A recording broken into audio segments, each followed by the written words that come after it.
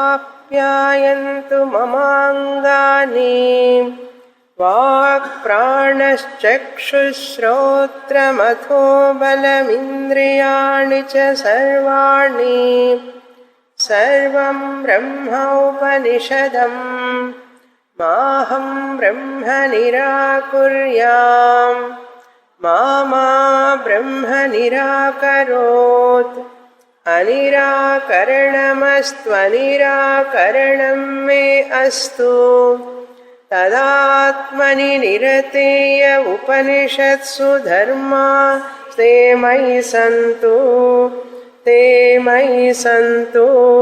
ఓం శాంతి శాంతి శాంతి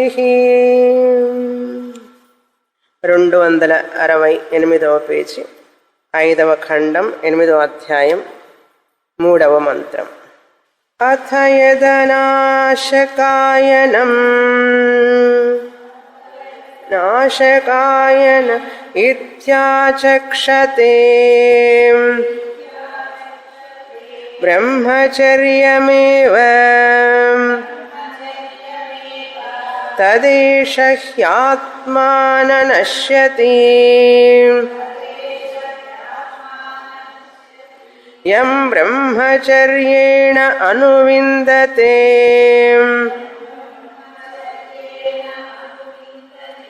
అథ యదరణ్యాయనం ఇత్యాచక్షతే బ్రహ్మచర్యమేవ తత్తదరశ్చ హవైణ్యశ్చ అర్ణవౌ బ్రహ్మలోకే తృతీయస్యామితః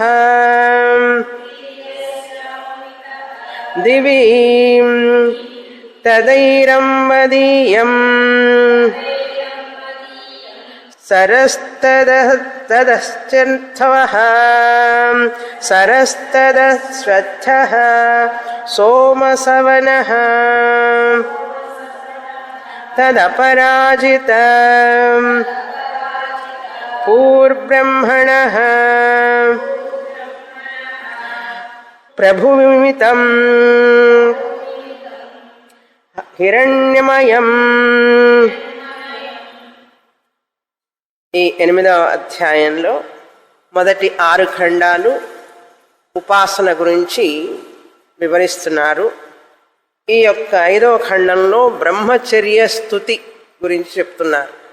అన్నీ బ్రహ్మచర్యంలోనే ఉన్నాయి అని చెప్తున్నారు. ఏమేమిటి ఉన్నాయి అని చెప్పి మనకు ముందు క్రిందటి మంత్రాల్లో యజ్ఞము చేస్తే వచ్చే ఫలం బ్రహ్మచర్య పాటించడంలో ఉన్నది. ఇష్టం అనేటటువంటి యజ్ఞం చేస్తే, ఇష్టం అనేటటువంటి వైదిక కర్మ చేస్తే అది కూడా ఈ బ్రహ్మచర్య ఆశ్రమ అనుష్ఠానంలోనే ఉన్నది అని. 3వది సత్రాయణం అనే యాగ, దానివలన వచ్చే ఫలం కూడా బ్రహ్మచర్య అనుష్ఠానంలో ఉన్నది. 4 మౌనం అనే సాధన పాటించడం వలన వచ్చే ఫలం కూడా బ్రహ్మచర్య అనుష్ఠానంలోనే ఉన్నది అని. చివరిగా 5 అనాశకాయనం అన్నారు, ఉపవాసం అని అర్థం. ఈ ఉపవాసం చేయడం వలన వచ్చే ఫలం కూడా బ్రహ్మచర్యంలోనే ఉన్నది. ఇదంతా ఏమిటంటే బ్రహ్మచర్యం పాటించడం అనేది చాలా అవసరం. ఇక్కడ బ్రహ్మచర్యం అంటే మనం ముఖ్యంగా తెలుసుకోవాల్సింది, ఇంద్రియ భోగాల కోసం మనిషి పాకులాడకూడదు. ఇంద్రియ సుఖం, ఇంద్రియ భోగాల కోసమే మనిషి జీవిస్తే ఆధ్యాత్మికంగా మనిషి ఎదగలేడు. కనుక ఇంద్రియ భోగాలనేవి మనిషికి ఎంతవరకు ఉండాలి, ధార్మికంగా అంతవరకే ఉండాలి. శృతి మించి ఉంటే ఏదైనా కూడా దోషమే. శృతి మించి ఉండడం అంటే ఏమిటి? అవసరానికి మించి మనిషి. కనుక అటువంటి బ్రహ్మచర్యం చాలా గొప్పది అని స్తుతం చేసి ఈ బ్రహ్మచర్యాన్ని అరణ్యాయనం అని చెప్పి ఇక్కడ చెప్తున్నారు ఈ మంత్రంలో. అరణ్యాయనమితి ఆచక్షతే. అరణ్యాయనం అంటే ఏమిటి ఇక్కడంటే, అరణ్య అంటే అడవి, మామూలు అర్థం అడవి. అయనం అంటే జీవించడం, అంటే వానప్రస్థాశ్రమంలో జీవించడం అని అర్థం అరణ్యాయనం అంటే. ఇక్కడ బ్రహ్మచర్య ఆశ్రమం అనేది వ్యక్తిని అరణ్యానికి తీసుకువెళ్ళడానికి మార్గాన్ని చూపుతుంది. అంటే వానప్రస్థాశ్రమానికి తయారు చేస్తుంది మనిషిని బ్రహ్మచర్యం. ఇంద్రియ భోగాలు అనేది వాటి మీద మనసు లేకపోతే మనస్సుకి మెచ్యూరిటీ వస్తుంది తొందరగా. మెచ్యూరిటీ రావడం వలన నేను వానప్రస్థానికి వెళ్ళాలి, జపం చెయ్యాలి, ధ్యానం చెయ్యాలి, భగవత్ చింతన చెయ్యాలి అనేటువంటి కోరిక కలుగుతుంది. ఇంద్రియ భోగాల మీదన మనసున్న వాడికి 80 ఏళ్ళు వచ్చినా 90 ఏళ్ళు వచ్చినా ఇంకా టీవీ ముందే కూర్చొని 24 గంటలు టీవీ అంటుంటాడు. లేకపోతే ప్రాపంచిక భోగాలు, ఆస్తులు, వస్తువులు, బంగారం ఇదే ఆలోచిస్తూ ఉంటాడు. మనిషి ఒక 50-60 ఏళ్ళు వచ్చిన తర్వాత ఇంటి గురించి కానీ, బంగారం గురించి కానీ, అతిగా ఒంటి గురించి కానీ, పిల్లలు, సంసారం వీటిని గురించి ఆలోచించకూడదు.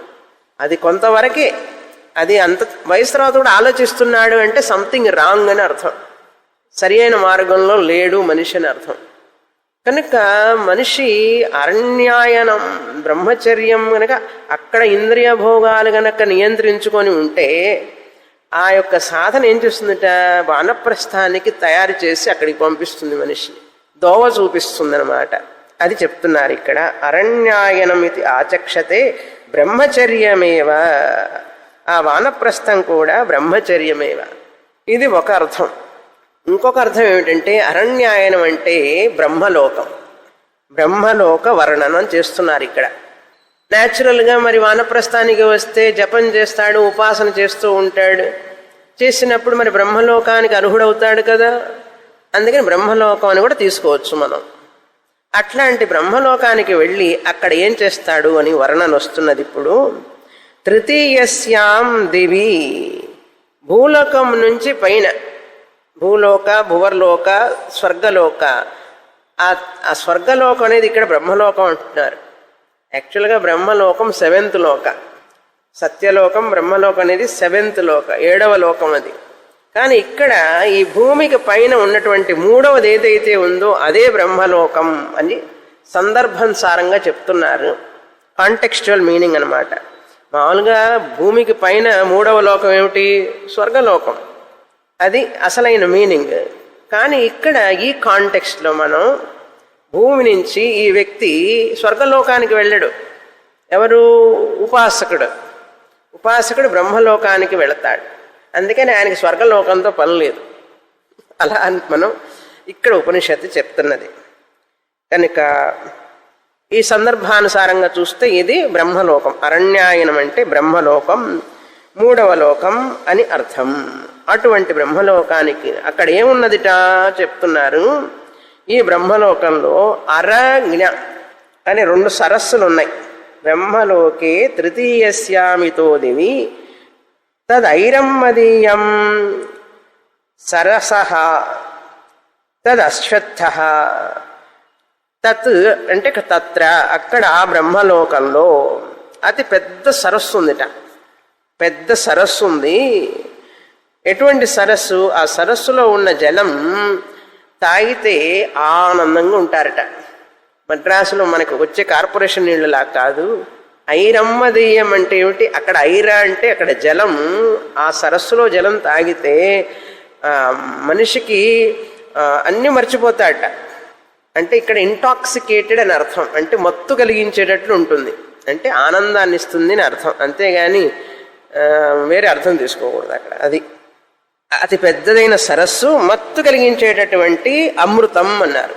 అమృతం అని పేరు అక్కడ దానికి. అంటే ఈ ఉపాసకుడు బ్రహ్మలోకానికి వెళ్ళి ఇటువంటి సుఖాలన్నీ అనుభవిస్తాడు అని చెప్పడానికి ఉపాసనా స్తుతి అక్కడ. అంతేకాదు అశ్వత్థ వృక్షం కూడా ఉంటుందట బ్రహ్మలోకే, అశ్వత్థ అన్నారు. తర్వాత సోమరసాన్ని ఇచ్చేటటువంటి, అక్కడ సోమరసం అమృతం లాంటిది అక్కడ లభిస్తుంటుందిట. సోమరసం, అమృతం లాంటి సోమరసం ఉంటుంది. అపరాజిత అన్నారు. ఆ బ్రహ్మలోకం అపరాజిత అంటే పరాజయం ఎరుగునటువంటిది, ఎప్పుడూ జయమే అక్కడ. అపరాజిత దీన్నే బ్రహ్మపురం అంటారు. బ్రహ్మ ఉండేటటువంటి లోకం కనుక బ్రహ్మపురం అన్నారు. ఈ బ్రహ్మపురాన్ని ఎవరు చేశారట? ప్రభు విమితం, ప్రభువు చేత, భగవంతుడి చేత చేయబడింది ఆ బ్రహ్మలోకం. ఎలా ఉంటుందట అది? పూర్బ్రహ్మణ అన్నారు. ఆ ఒక్క పూర్బ్రహ్మణ అంటే ఇంగ్లీష్ పూర్ కాదు, పూర్బ్రహ్మణ అంటే ఆ బ్రహ్మదేవుడి యొక్క పురం, ఆయన ఉండే చోటు బ్రహ్మలోకం. అది హిరణ్మయం అన్నారు. అంతా బంగారంతో చేసుంటుందట. మనం ఎట్లాగైతే ఇటుకలు ఇసుగా ఇవన్నీ సిమెంట్ పెట్టి కట్టుకుంటాం, అక్కడ బంగారంతో కట్టుకుంటారు. అంతే తేడా, అంతే తేడానా? మరి బంగారం బ్రహ్మదేవుడి హిరణ్మయుడు కదా ఆయన, అందుకని అంత బంగారంతో ఉంటాయి అన్నమాట. మొదట చూసినప్పుడు ఆహా అనిపిస్తుంది. అక్కడ మనం కూడా ఒక 10 రోజులు ఉన్నామంటే అసలు బంగారంతో చేసిందనే అనిపించదు మనకు. ఇప్పుడు పూరి గుడిసెల్లో ఉండేవాళ్ళు ఉన్నారు, వాళ్ళు కనుక ఇట్లాంటి హాలుకి వచ్చి చూస్తే ఆహా అంటారు. మనకేమైనా అనిపిస్తున్నది ఆహా అని? అందులోనే ఉంటూ ఉంటే దాని గొప్పతనం తెలియదు. వాళ్ళకి అంతే, మనకి ఇది ఎట్లాగో వాళ్ళకి అది అట్లా. బ్రహ్మలోకం ఇంతటితో ఇంతవరకు క్రిందటి వారం చూసాం. ఇప్పుడు 4వ మంత్రం తర్వాత పేజీలో చదువుతాం. 269వ పేజీ, ఈ ఖండంలో ఆఖరి మంత్రం. తద్య ఏవైతావరం చణ్యం చ, తద్య ఏవైతావరం చణ్యం చ అర్ణవౌ బ్రహ్మలోకే బ్రహ్మచర్యేణానువిందంతి తేషామేవైష బ్రహ్మలోకః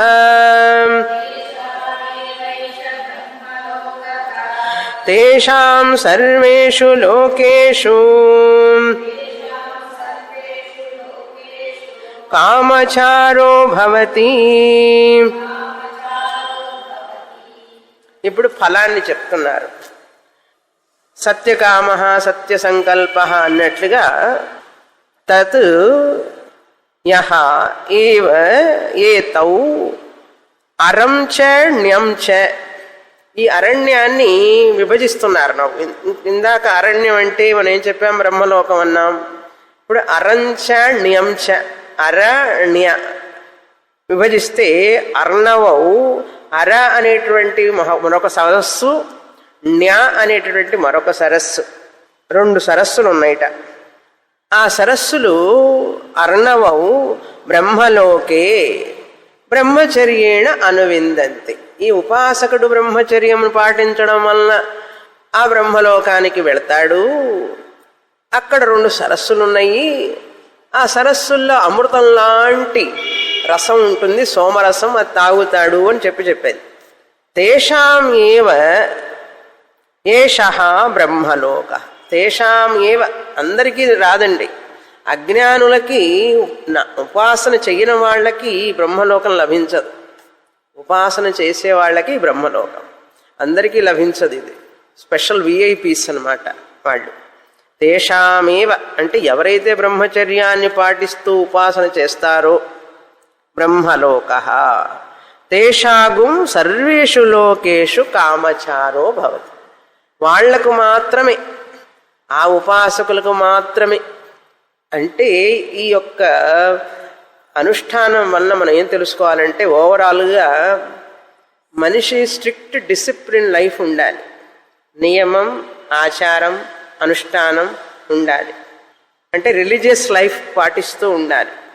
ప్రతిరోజు నియమంగా పంచమహాయజ్ఞాలు చేస్తూ, వ్రతాలు చేస్తూ, నోములు చేస్తూ అలా వస్తూ వస్తూ వస్తూ చివరికి ఉపాసనలోకి, అవన్నీ ఉపాసనలోకి దించుతాయి మనిషిని. ఆ ఉపాసనకు వచ్చిన తర్వాత మనిషి ఆ సాధనాలన్నీ చేయడం వలన తదేకమైనటువంటి సూక్ష్మ బుద్ధి పెరిగి ఇవన్నీ కూడా, ఈ ప్రాపంచికమైనటువంటి ఇవన్నీ కూడా తుచ్చంగా కనపడతాయి. వాటిలో ఏ సారం లేదని తెలిసిపోతుంది. ఎందుకంటే ఈ సాధన వలన, పంచమహాయజ్ఞాలు, దైవ పూజలు ఇవన్నీ చేయడం వలన, ఉపాసన చేయడం వలన అసలైనది ఏమిటి అని తెలుసుకుందామనేటువంటి ఒక జిజ్ఞాస పెరుగుతుంది మనిషికి. ఆ మనస్సులో ఒక తెలివి వస్తుంది. బాగా ఆలోచించే బుద్ధి వస్తుందన్నమాట. అందుకు రిలీజియస్ లైఫ్ అంటే దేనికంటే దైవము, పూజ, ఈ అనుష్ఠానాలు ఇవన్నీ మన వాళ్ళు ఎందుకు పెట్టారంటే మనిషికి మంచి ఆలోచనాపరుడవుతాడు. చక్కటి ఆలోచనాపరుడు. అందరూ ఆలోచిస్తారు కానీ మంచి ఆలోచనలు ఉండవు, పనికిరాని ఆలోచనలు ఉంటాయి.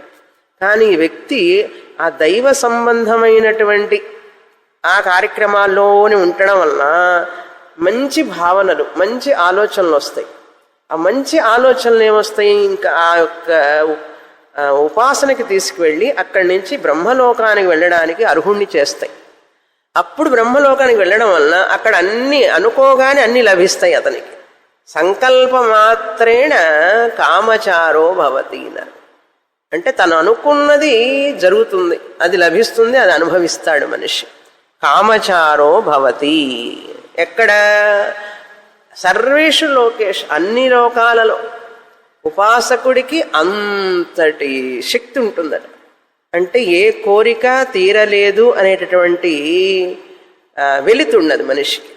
పరిపూర్ణంగా అక్కడికి వెళ్ళిన తర్వాత జ్ఞానాన్ని పొందుతాడు. కామచారో భవతి అంటే అక్కడికి వెళ్ళి జ్ఞానాన్ని పొందిన తర్వాత అన్నీ పొందినట్లే అవుతుంది అని. ఇంతటితో ఈ 5వ ఖండం అయిపోయింది. అప్పుడు మనం ఇక్కడ అర్థం చేసుకోవాల్సింది ఏంటంటే అన్నీ అనుభవించిన తర్వాత హాయిగా ఉంది అనుభవించడం అనుకుంటాం. బ్రహ్మదేవుడు ఉన్నంతకాలం అక్కడ ఉండి ఆయనతో పాటు ఆయన దగ్గర చదువుకొని అక్కడ క్రమముక్తిని పొంది తర్వాత ప్రళయం రాగానే బ్రహ్మదేవుడు కూడా చాలిస్తాడు కదా ఆయన యొక్క సృష్టిని. అప్పుడు విదేహముక్తుడు అవుతాడు బ్రహ్మతో పాటే. అక్కడ దేహాన్ని వదిలేస్తాడనమాట. ఈ దేహం కాదు, వేరే దేహం అక్కడ విదేహముక్తుడు అవుతాడు అని ఉపనిషత్తు చెప్తున్నది. తర్వాత 6వ ఖండంలో ప్రవేశిస్తాం. ఇప్పుడు ఇది చివరి ఉపాసనా ఖండం. ఇప్పుడు ఈ యొక్క 6వ ఖండంలో ఏం చెప్పబడుతోందంటే ఈ ఉపాసకుడు ఎలా ప్రయాణిస్తాడు స్వర్గలోకాన్ని, బ్రహ్మలోకానికి. మన 8వ అధ్యాయంలో చూసాం భగవద్గీతలో. ఏ నాడి ద్వారా ప్రయాణిస్తాడు అనే విషయాన్ని ఇంకా వివరంగా చెప్తున్నారు. ఇక్కడ చదువుతాం. 270వ పేజీ 6వ ఖండం మొదటి మంత్రం. అథ యా ఏతా హృదయస్య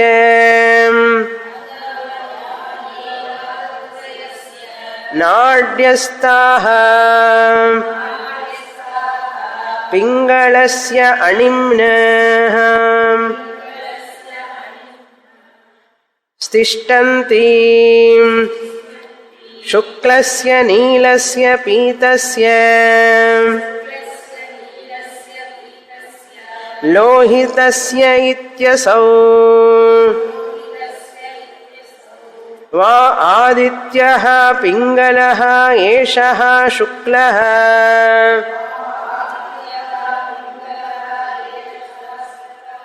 ఏషః నీలః ఏషః పీతః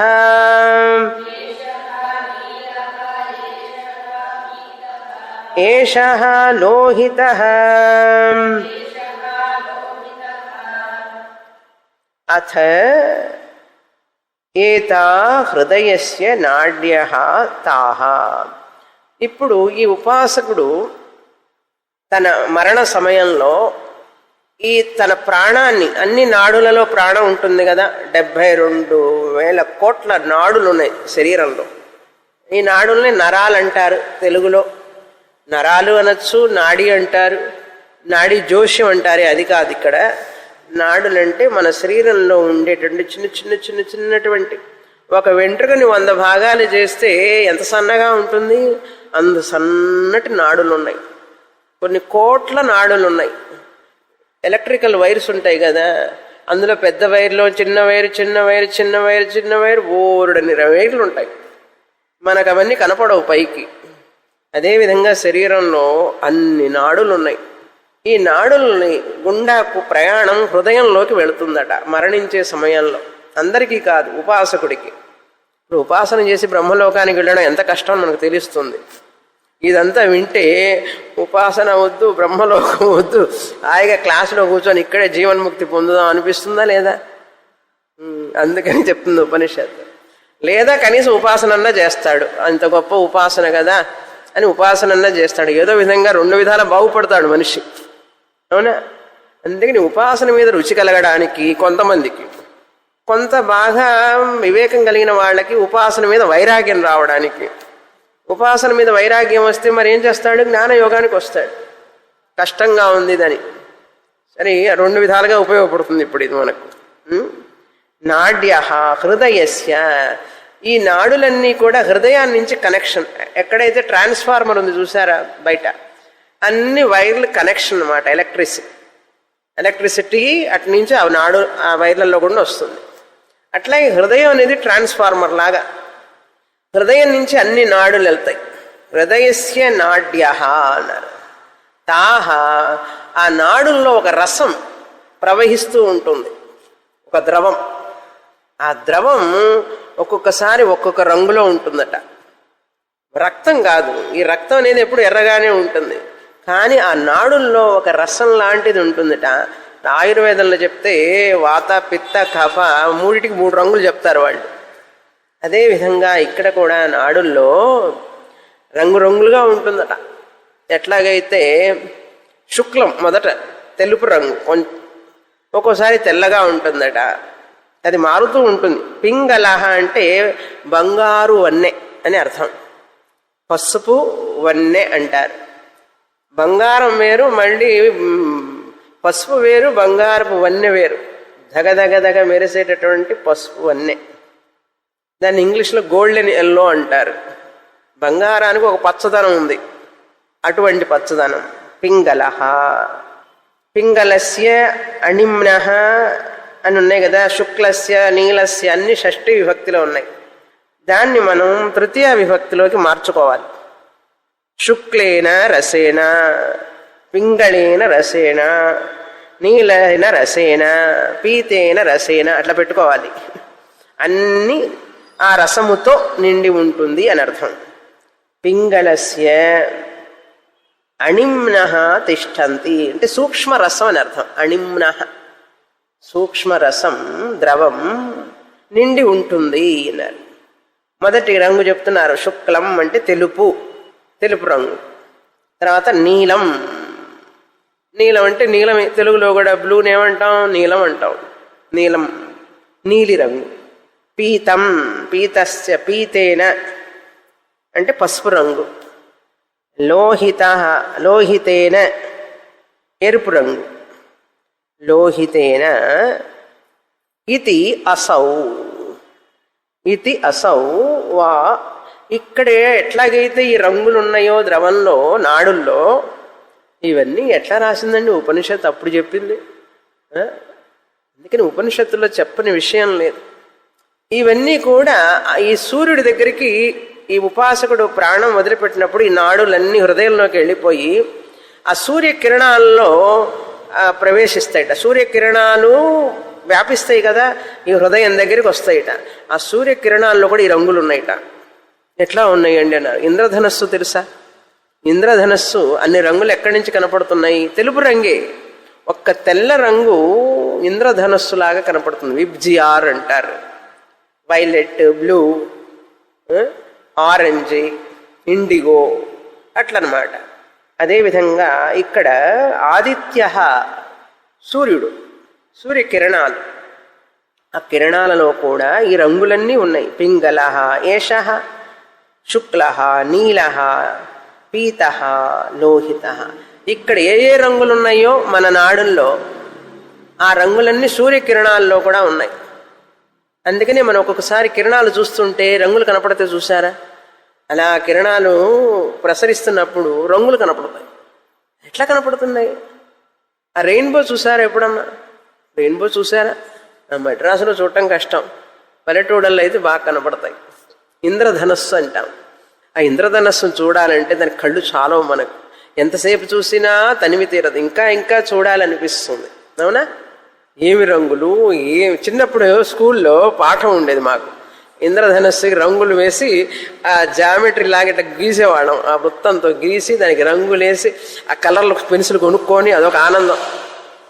ఆ పుస్తకంలో ఉన్నట్లుగా వెయ్యాలని ప్రయత్నం చేస్తే అక్కడ ఉన్నట్లుగా రాదు మనకు. పెయింటింగ్ వేసేవాళ్ళు వేస్తారు. ఒక్క వైట్ కలర్లో నుంచే వస్తాయి అన్నీ కూడా.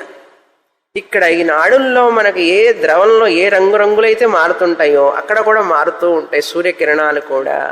అప్పుడు ఏమవుతుందట, ఆ సూర్యకిరణాలు ఇక్కడికి వస్తాయిట, హృదయంలోకి వచ్చి మళ్ళీ ఇక్కడి నుంచి అక్కడికి వెళతాయిట. అది చెప్తున్నారు తర్వాత మంత్రంలో. సూర్యే ద్వారేణ తే విరజా ప్రయాంతి అని చెప్తున్నాం కదా. అట్లాగే ఇక్కడ సూర్యుడు ఈ జీవుడిలో అదొక శ్లోకం కూడా ఉంది. హిరణ్మయేన పాత్రేణ తస్యాపి హితం ముఖం తత్వం పూషణపావృణ్ సత్యధర్మాయ దృష్టయే అని ఈశావాస్యంలో ఒక మంత్రం వస్తుంది. సూర్య నమస్కారాలు చదివేటప్పుడు కూడా మనం నేర్చుకొని ఉంటారు మీరు క్యాంపులో. ఆ మంత్రం అన్నమాట. అది చెప్తున్నారు. అంటే బ్రహ్మలోకానికి వెళ్ళాలంటే సూర్యద్వారం గుండా వెళ్ళాలి. అందరికీ తలుపు తెరుచుకోవద్దు, సూర్యద్వారం తెరుచుకోదు. ఉపాసకులకు మాత్రమే సూర్యద్వారం తెరవబడుతుంది. వాళ్ళు సూర్యద్వారం గుండా ఆ బ్రహ్మలోకానికి వెళతారు. అదే చెప్తున్నారు. తద్యథా మహాపథ ఆతత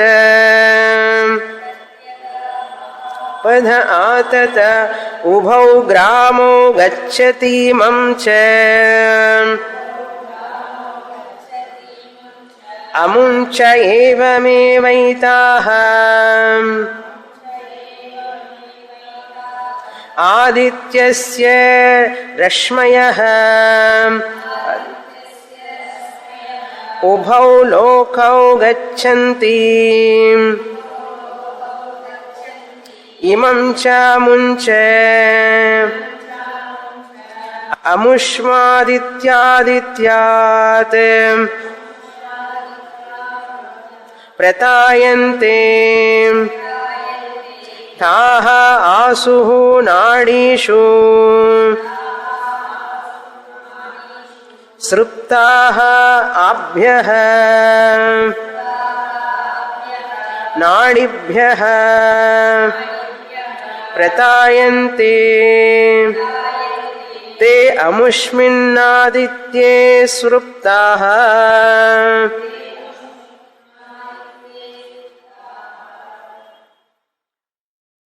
ఇప్పుడు సూర్యకిరణాలు ఎలా ఈ యొక్క నాడుల్లో ప్రవేశిస్తాయి, ప్రవేశించి మళ్ళీ తిరిగి ఆదిత్యుడి దగ్గరికి వెళతాయి. అంటే ఉపాసకుడు తన ప్రాణం వదిలిపెట్టేటప్పుడు ఈ అన్ని నాడులన్నీ హృదయంలోకి వెళ్ళినప్పుడు ఆ హృదయం నుంచి ఒక సుషుమ్న నాడి ద్వారా బ్రహ్మరంధ్రం ద్వారా ఆయన శుక్లగతి అని చెప్పాం కదా 8వ అధ్యాయంలో. శుక్లగతి ద్వారా అంటే సూర్య ద్వారా బ్రహ్మలోకానికి వెళతాడన్న అదే విషయాన్ని కృష్ణ పరమాత్మ అక్కడ చెప్పడానికి ప్రమాణం ఇది, ఈ మంత్రం. తద్యథా ఉదాహరణ చెప్తున్నారు. ఈ సూర్యకిరణాలు రావడం ఏమిటి, లోపల ప్రవేశించడం ఏమిటి, ఇవన్నీ ఎట్లా అంటే ఎలా ఉంది.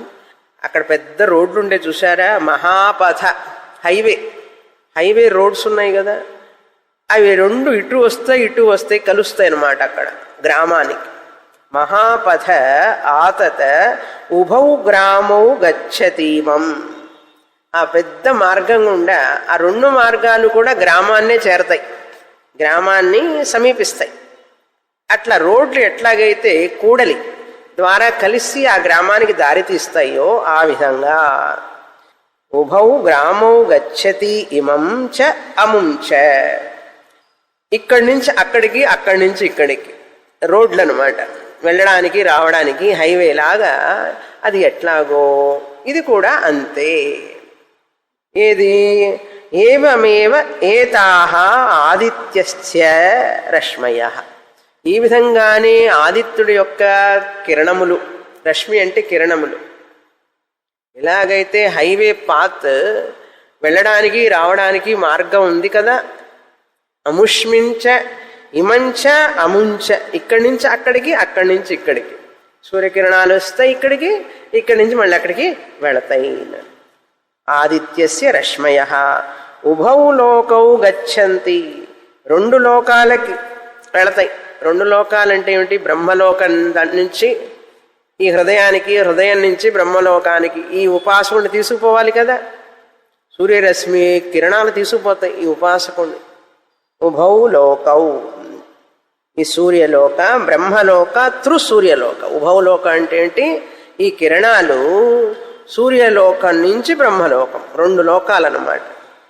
గచ్చంతి ఇమం చ అముంచ అముష్మాద్ ఆదిత్యాత్ ప్రతాయంతే తాహ. ముందు అవి సూర్యుడి నుంచి బయలుదేరి వస్తాయి.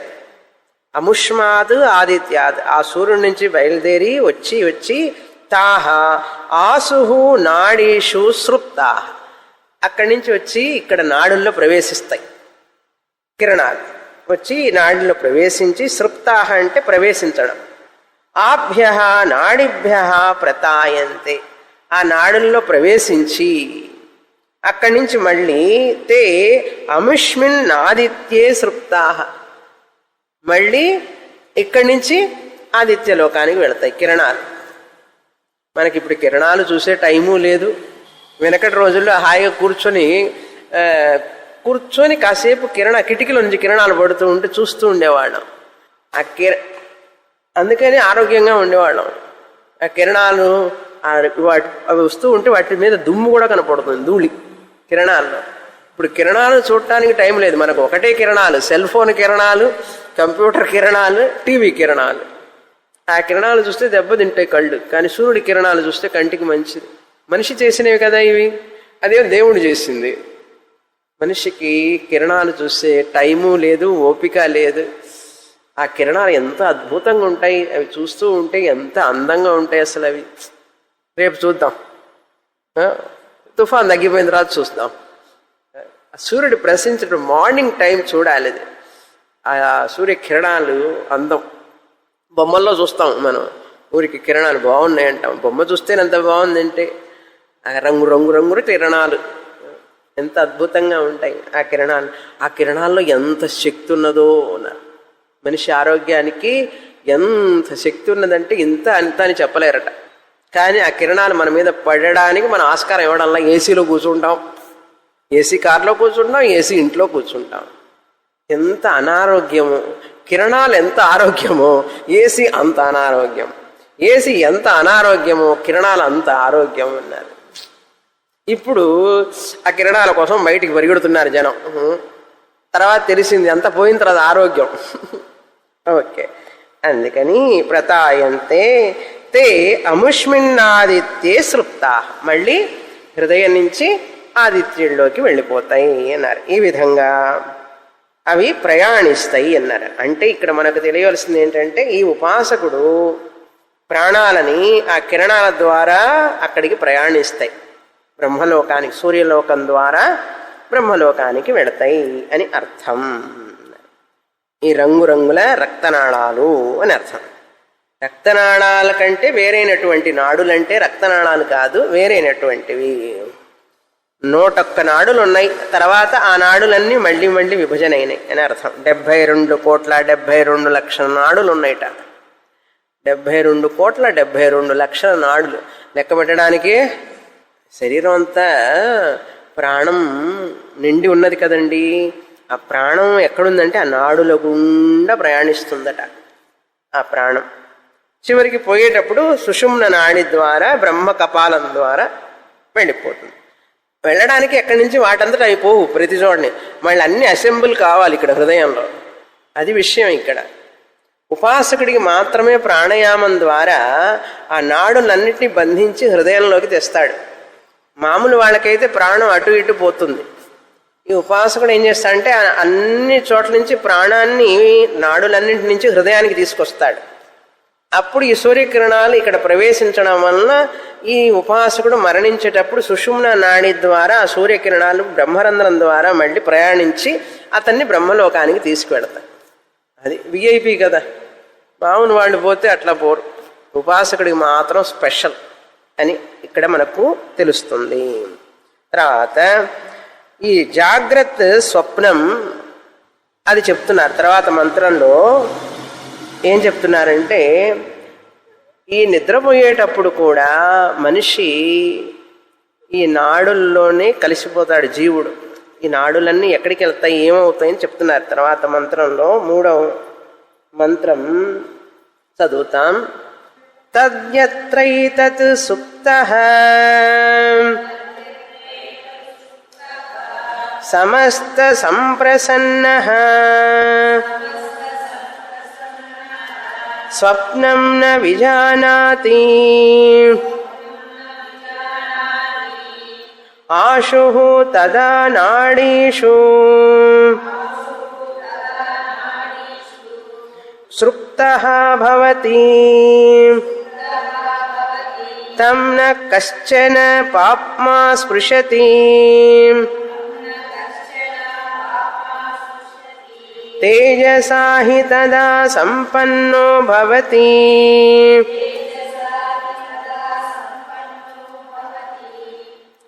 ఇప్పుడు మనిషి గాఢ నిద్రలో ఉన్నప్పుడు స్వప్నం వస్తుంది. ఆ స్వప్నం వచ్చినప్పుడు నిద్రలో గాఢ నిద్రలో స్వప్నం ఉండదు. మామూలుగా నిద్రలోకి పోగానే తత్ యత్ర ఏతత్ తద్యత్రైతత్ అని ఉంది. అక్కడ ఎట్లా విభజించాలంటే తత్ యత్ర ఏతత్. ఎప్పుడైతే ఈ జీవుడు సమస్త సంప్రసన్న స్వప్నం న విజానాతి. సమస్త సంప్రసన్న సుప్త. సుప్త అంటే నిద్రపోయే వ్యక్తి. ఎటువంటి నిద్ర? గాఢ నిద్ర. గాఢ నిద్రకి లక్షణం ఏమిటి అంటే స్వప్నం న విజానాతి. స్వప్నం ఉండదు అందులో. కలలేనటువంటి ఏదైతే స్థితి ఉన్నదో అది స్వప్నం, నిద్ర, గాఢ నిద్ర. స్వప్నం తెలియదు. అంతేకాదు ఆశుః తదా నాడీషు సృప్తో భవతి. ఆ జీవుడు ఆ నాడుల ద్వారా ప్రవేశించి తం న కశ్చన పాప్మా న స్పృశతి. అతన్ని ఏ పాపము అంటదప్పుడు. ఎందుకంటే తేజసా హి తదా సంపన్నో భవతి. చైతన్యంతో కలిసిపోతాడప్పుడు. ఈశ్వరుడు లేక పరమాత్మ. ఈశ్వరుడు తేజస అంటే ఇక్కడ చైతన్యంతో పరమాత్మతో లీనమవుతాడు అని అర్థం. బ్రహ్మ చైతన్యం అని అర్థం. లీనమై తదా సంపన్నో భవతి అంటే ప్రతిరోజు మన నిద్రలో మన యొక్క స్వరూపమైనటువంటి పరమాత్మలో కలిసిపోతాం అని అర్థం. అయినా తెలియదు. ఉపాసకుడికి తెలుసు. మంచి నిద్రలో రోజు నేను ఆ పరమాత్మలో లీనమవుతానని చెప్పి ఉపాసకుడికి తెలుసు, జ్ఞానికి తెలుసు. అజ్ఞానులకు తెలియదు. అయితే ఏమిటి అన్నారు, ఈ ఉపాసకుడు నిద్రలో ఏ పాపాన్ని అంటదు, ఎందుకంటే పరమాత్మలో ఉన్నాడు కాబట్టి అని అక్కడ మనకు తెలియజేస్తుందన్నమాట. నాడులన్నీ అందులో హృదయంలోకి వెళ్ళినప్పుడు ఈ జీవుడు హృదయంలో ఆత్మలో లయిస్తాడు అని అర్థం. తర్వాత చెప్తున్నారు 4వ మంత్రం చదువుతాం. అథ యత్రైతద్ బలిమానం నీతో భవతి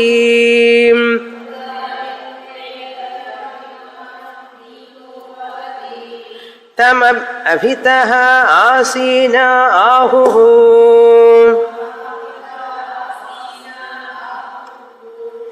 జానాసి మాం జానాసి మామితి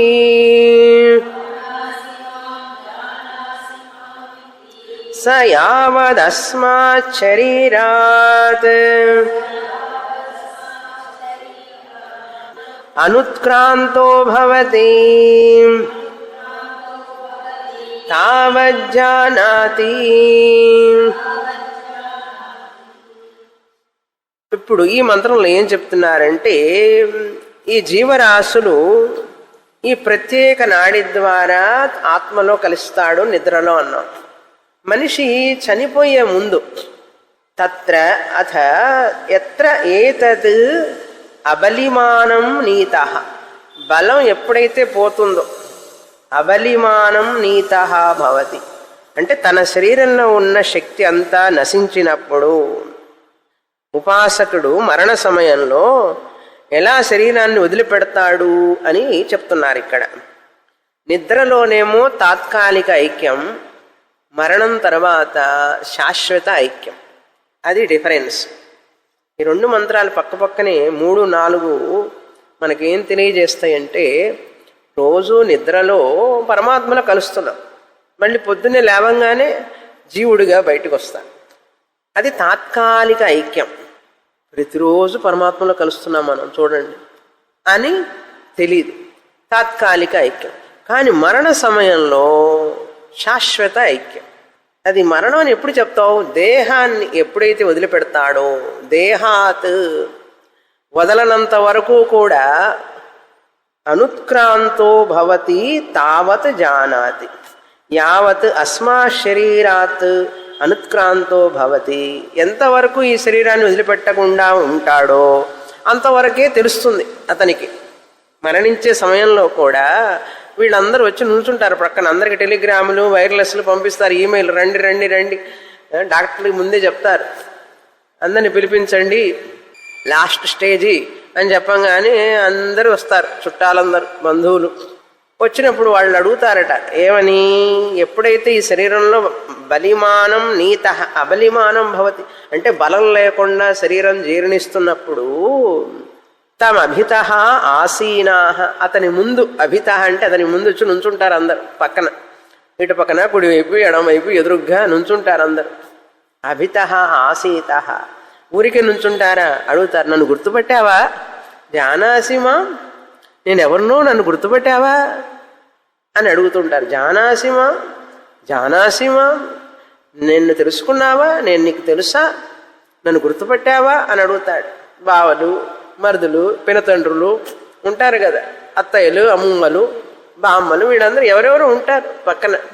అంత ముసలివాళ్ళు కాకపోయినా కొంచెం చిన్నవాళ్ళు ఎవరైనా ఉన్నప్పుడు వాళ్ళు అడుగుతారు జానాసిమాం జానాసిమామితే, నన్ను ఎరుగుదువా ఎరుగుదువా, నేను గుర్తుపట్టావా నన్ను, నేనేమన్నా చెప్పు, నా పేరు చెప్పు, నా పేరు చెప్పని కూడా అడుగుతాడు. వాడికి నోట్లో నుంచి మాటే రావడం లేదు, పేరు చెప్పమంటే ఏం చెప్తాడు?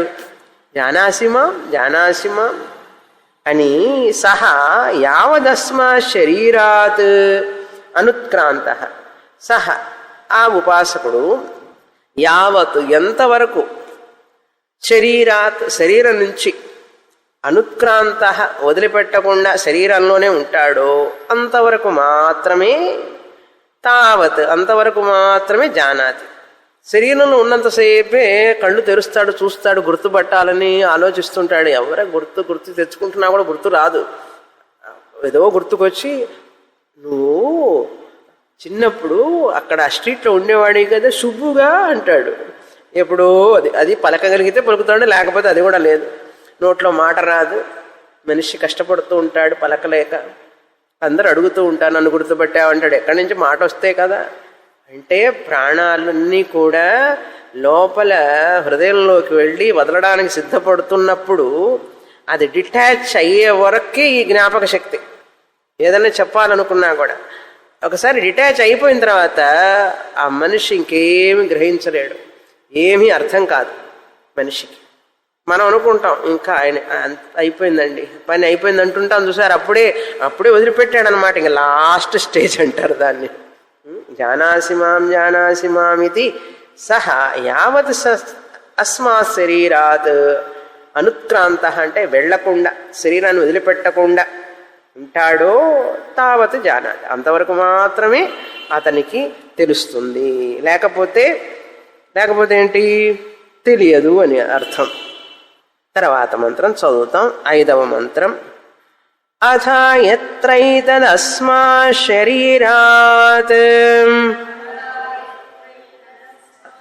శరీరాత్ అనుత్క్రామతి యథైతైరేవ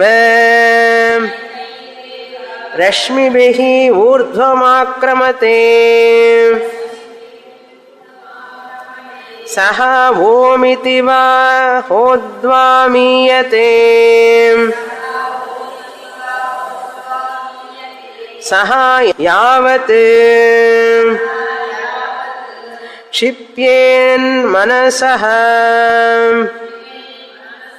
తావదాదిత్యం గచ్చతి